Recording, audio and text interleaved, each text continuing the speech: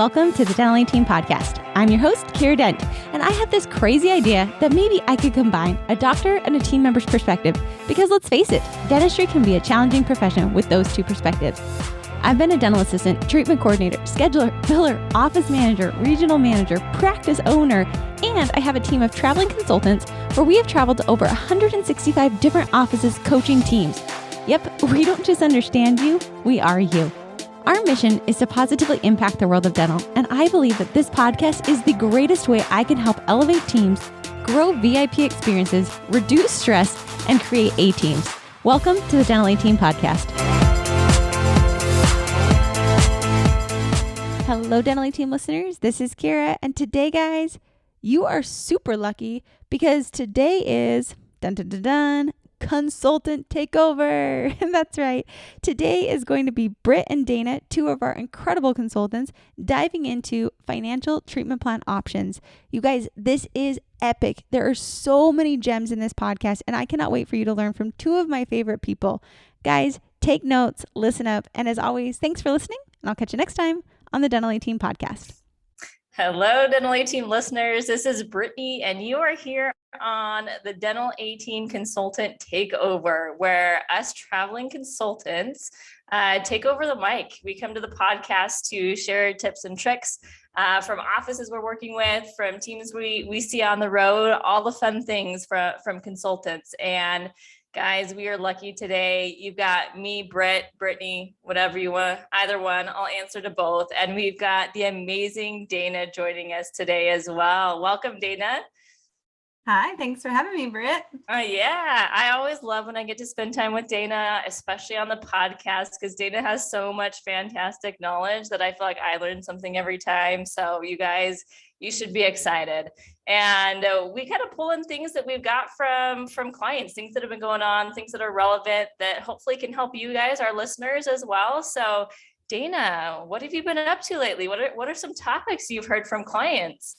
Well, today I wanted to bring to the mic a topic that's been happening and I'm hearing a lot. It's that we have too many financing options in offices. And so our treatment coordinators or our team members that are presenting treatment aren't really sure always where to direct the patient. Yeah, good one. I'll add to that with options. I think even sometimes to add to the confusion for our TCs, like treatment options and then financing options on top of it. Oh, it just makes a lot for us to try to cover. Would you agree? Absolutely. So much to go over. Patients start to get confused. We get a little overwhelmed. I can totally understand. Yeah, so let's get into it. I mean, I brought up the treatment thing, right? That's something that I've also noticed as well, as sometimes it's like, oh my gosh, I've got like multiple options. Patients get confused. And also, like, I get it from the doctor side, the clinician side. We want to talk to them about options, want to let them know like what can be done. But I will encourage all our doctors, get that patient to their ideal choice before we go talk about costs. Get them to the choice that's going to be best for them functionally, best for their health, best like that they think is best, right? You educate them, come to that one choice, and then tee that up for your treatment coordinator to present cost information. So I would say I highly encourage it, get it down to that one choice. If you get to finances and we need to consider something else due to finances, like sure, no problem, but let's try to get them that ideal option first. So that's my one tip when it comes to narrowing down options for treatment. But let's get into the financing piece, right? We want to have solutions for patients. We want to have some options available, but what are some of the tips we've got for the best ways to do that for our TCs? I do think it's really, let's look at our options and let's find out what would work best for our patients. So if we have an overabundance of payment arrangements to make for patients, just looking at them and trying to narrow it down. So what is ease of use for us to ease of use for patients? We really want to consider that. And then just making sure that we stick to every patient isn't an exception.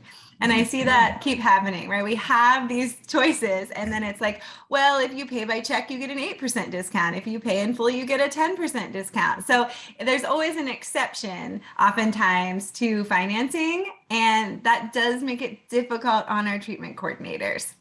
For sure. So there's lots of options out there, right? So coming down to for our office, what are our options going to be? What are your thoughts on like just presenting in full first before you get over to options for cost.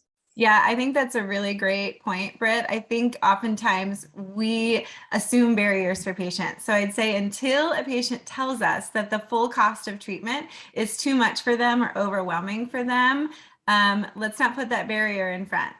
Yeah, I'm with you. So go for it. Most patients, right? They often they might need a minute to think, right? The art of silence. Don't be afraid when you present that cost information. One, make it real simple, right? What's the total value of treatment? What's that total number? What's insurance estimated to pay? What's the patient portion? Keep it really simple on that estimate. And then give the patients a minute to think about it, right? They've got to process what you're telling them, think about how they are going to take care of that cost. So wait for them to speak, right? So I think that's tip number one, present it real simple, wait for them to speak.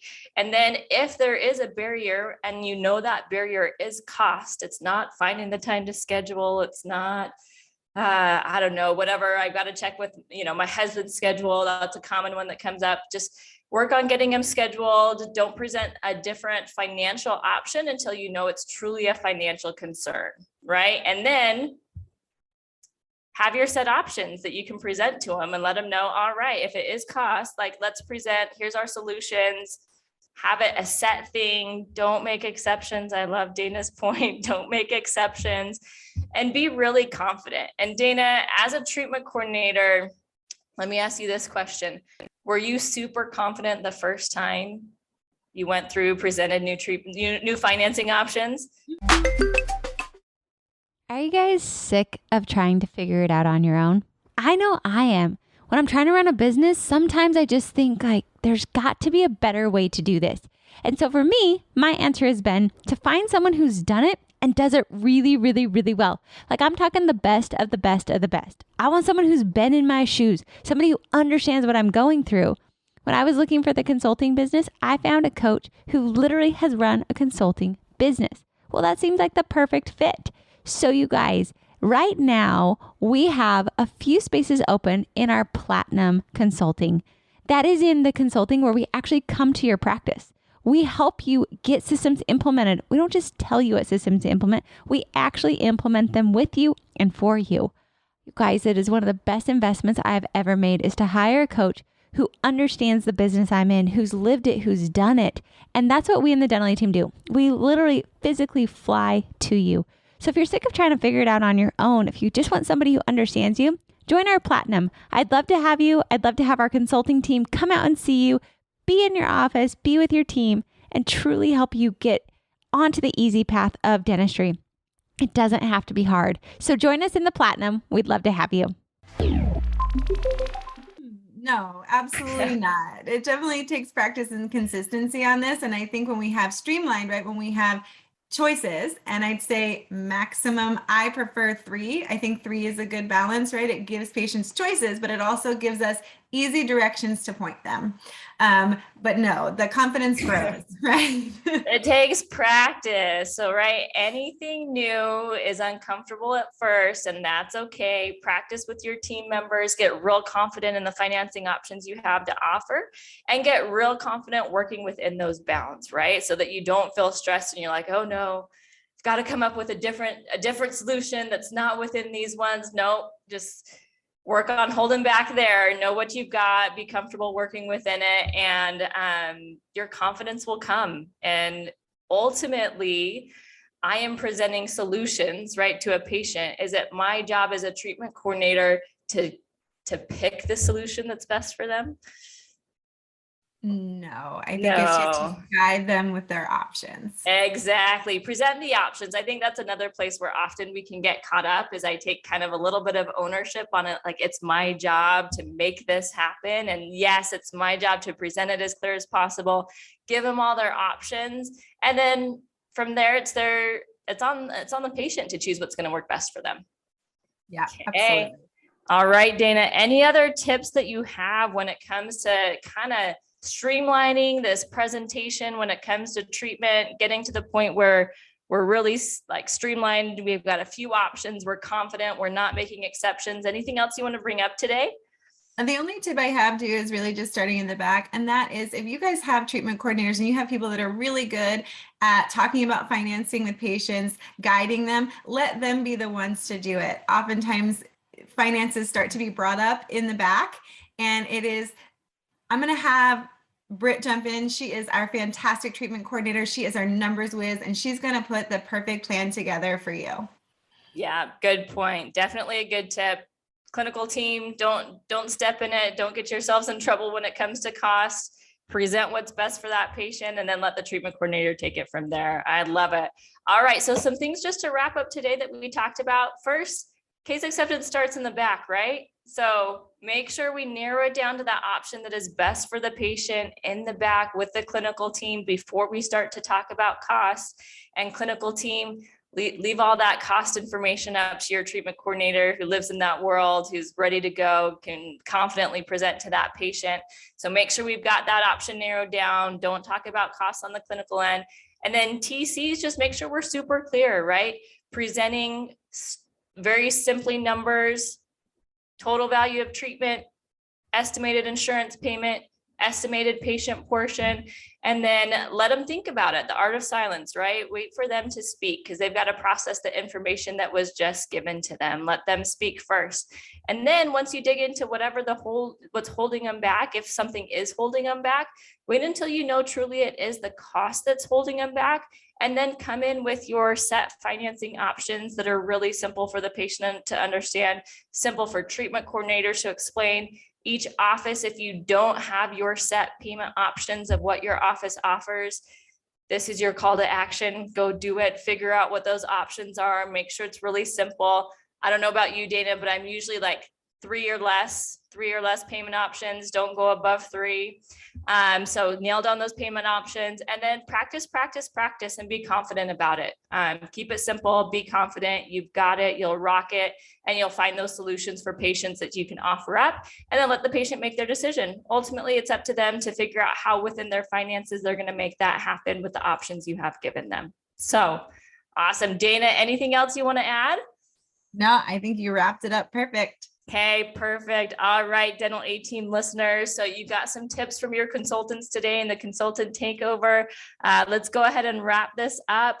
Let us know what you think. We love hearing from our listeners. So if there's topics out there that you guys want us to cover, go ahead and put it in there. Give us a review, pop something in there. You're always welcome also to email us at hello@thedentalateam.com.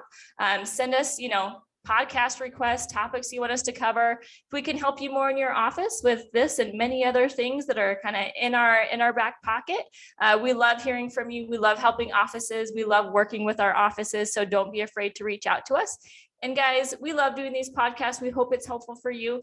If you find it helpful, like it, share it, give us a 5-star review. We love it. We want to get to more people and help as many people in our dental world as we possibly can. And thank you so much for listening. And we will catch you next time on the Dental A Team podcast. And that wraps it up for another episode of the Dental A Team podcast. Thank you so much for listening, and we'll talk to you next time.